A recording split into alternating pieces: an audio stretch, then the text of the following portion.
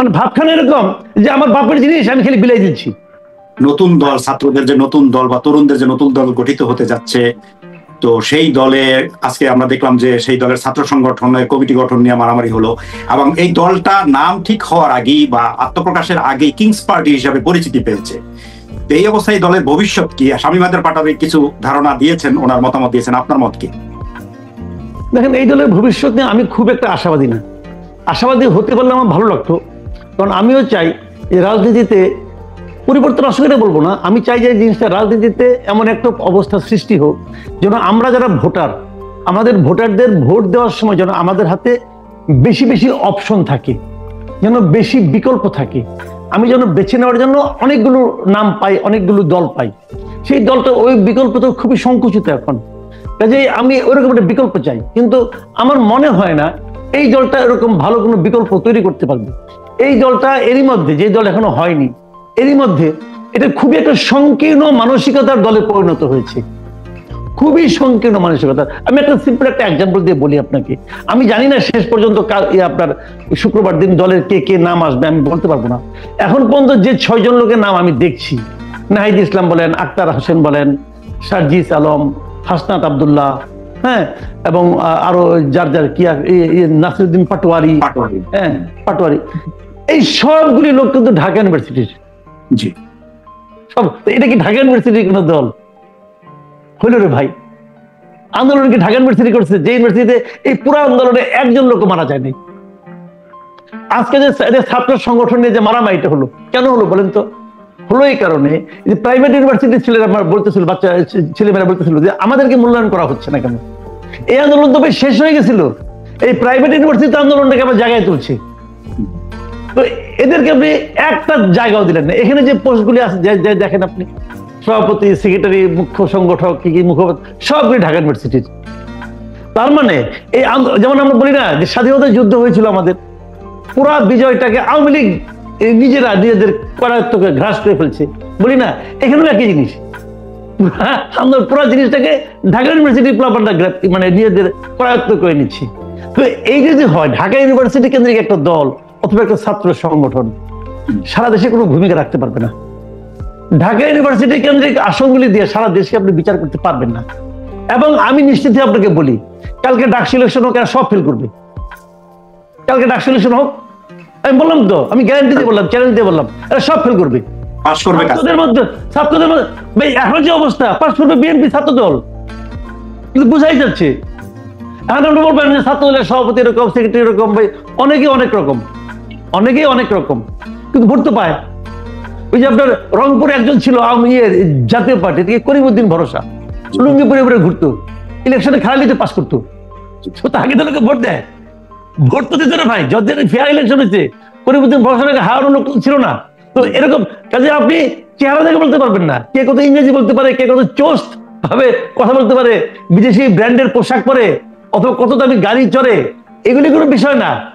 বিষয় হলো কে কতটা, যারা ভোটার, যারা মানুষ, যারা তাদের সঙ্গে কে কতটা সম্পৃক্ত, মানুষ কোন লোকটাকে তার নিজের লোক মনে করে, দ্যাট ইজ দ্য পয়েন্ট। এই পয়েন্টে যদি আপনি হিসাব করেন, এই সমন্বয়কদেরকে, যারা সমন্বয়ক হিসেবে এখন পরিচিতি পায়, সমন্বয়ক বললে পরে ডিসি অফিসে ডিসি পর্যন্ত তার কথা শুনতে আগ্রহী হয়ে ওঠে, নাহলে ভয় পায়, যারা আছে, এদেরকে কি জনগণ নিজের লোক মনে করে? এরা গত 6 মাসে এটাই অর্জন করছে, গত 6 মাসে তারা এটুকুই অর্জন করছে যে তারা জনগণ থেকে দূরে সরে গেছে। তারা তো কোনো প্রশ্নের জবাব দেয় না। কোনো প্রশ্নের জবাব দেয়? প্রশ্ন তো উঠেছিল, আপনার রূপায়ণ টাওয়ারে এত টাকা ভাড়া দেন করতে, জবাব দিতে পারছে পর্যন্ত? না, পারছে? পারেনি তো। কারো প্রশ্নের জবাব দেয় না তো। আজকে আমাকে একজন লোক বলছে, আমি একটা ছোট্ট উদাহরণ দিয়ে বলি, আজকে আমাকে একজন লোক বলতেছে এই ঢাকা শহরে তার একটা বড় জমি আছে, সেই জমি সে দখল হারানোর অবস্থায় আছে। সে মনে করে সেই দলিল জমিটার দখল তার কাছে থাকবে না, কারণ এটা মানে এখন যে দখল করে যাচ্ছে তার সঙ্গে বিএনপির রাজনীতির একটা সম্পর্ক আছে। আমি নামটা বললাম না যেহেতু, বাট আমি জেনে বলতেছি সম্পর্ক আছে। কাজে উনি বিভিন্ন জায়গায় যোগাযোগ করছে, সবাই তাকে বলছে যে তোমরা একটা কাজ করো, এই সমন্বয়কদের সঙ্গে যোগাযোগ করো। তো আমাকে সে ফোন করছে যে আমার কাছে কি সমন্বয়কদের কারো ফোন নাম্বার আছে কিনা, অথবা আমি একটু যোগাযোগ করিয়ে দিতে পারবো কিনা।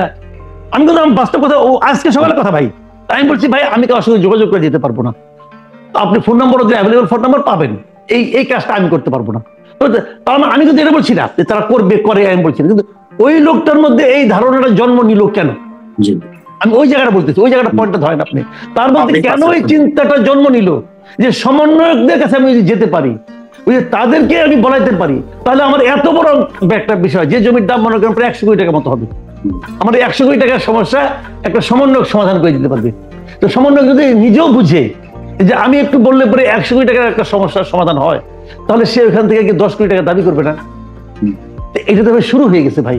আজকেও দেখলাম যে ইফতেখারুজ্জামান টিআইবি চেয়ারম্যান যিনি আছেন, ইফতেখারুজ্জামান বলেছেন, উনি কিন্তু এই একই অভিযোগ করেছেন যে সমন্বয়কদের বিরুদ্ধে অভিযোগ করেছেন। তো যাদের বিরুদ্ধে এত অভিযোগ আছে, যাদের বিরুদ্ধে এত অভিযোগ আছে, তারা একটা পলিটিক্যাল পার্টি করবে আর দেশের মানুষ লাইন দিয়ে এসে তাদের হুমড়ি খেয়ে তাদেরকে ভোট দিবে, দিয়ে বানাবে। ওই যে আপনার কি বলে, আপনার প্রধান উপদেষ্টা প্রেস সেক্রেটারি বলেছেন যে নাহিদ ইসলাম নাকি আগামীতে প্রধানমন্ত্রী হবেন। এই লোক ভাই সরকারি চাকরি করে। আমি এই জিনিসটা বুঝি না, এতদিন ধরে সাংবাদিকতা করছে, কি সাংবাদিকতা করছে? তার মধ্যে কি এই সেন্সটুকু গ্রো করে নাই যে যেই মুহূর্তে ওই ভদ্রলোক রিজাইন করে আসলো, সেই মুহূর্তে সে আর সরকারের কেউ না, সে একজন পাবলিক, এবং একজন পাবলিক একটা প্রেস কনফারেন্স করতেছে, তার দুই পাশে, এক পাশে প্রেস সেক্রেটারি, আরেক পাশে ডেপুটি প্রেস সেক্রেটারি। ওই প্রেস সেক্রেটারি কিন্তু আমি আপনি বেতন দেই, সেটা সরকারের কর্মচারী, সেটা আমার আপনার চাকর। তাকে কি ওই কাজের চাকরি দেওয়া হয়েছে যে তুমি যে আগামী দিনে প্রাইম মিনিস্টার পাশে দিয়ে বসো, তুমি যে তাকে বলো যে আপনি আগামী দিনে প্রাইম মিনিস্টার হবেন, এটা বলার জন্য? তাকে আবার কয়েকদিন আগে দেখলাম যে সিনিয়র সচিব বানানো হয়েছে, সচিব থেকে সিনিয়র সচিব হওয়ার যোগ্যতা কি এইটা? এই মূর্খতা এই দেশে এগুলি চলছে। যার যাকে ইচ্ছা হচ্ছে অমুকে ডাইকাই না তুমি সিনিয়র সচিব, আর এর উপর আর পোস্ট থাকলে তুমি সুপার সিনিয়র সচিব, বলা যায় না কিছু, দুই দিন পোস্ট ক্রিয়েট করতে পারে, বলা যাচ্ছে। মানে ভাবখানা এরকম যে আমার বাপের জিনিস আমি খালি বিলাই দিচ্ছি, এটা হয় না। এবং এই সমস্ত কিছুর দায় কিন্তু আলটিমেটলি, এই সমস্ত ব্যর্থতার দায় কিন্তু আলটিমেটলি যে এই ডক্টর ইউনূসের কাঁধে যে পড়বে।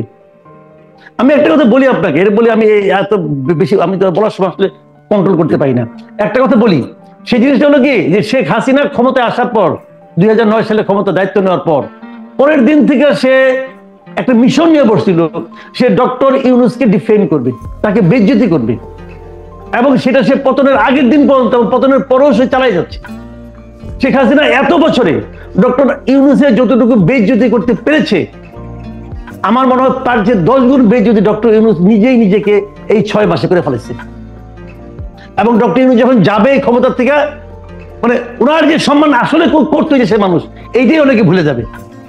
খালি ওনার এই সমস্ত কর্মকাণ্ডের জন্য উনি কিছু করছেন না কিন্তু, বাট উনি যা করা উচিত সেটা করছেন না।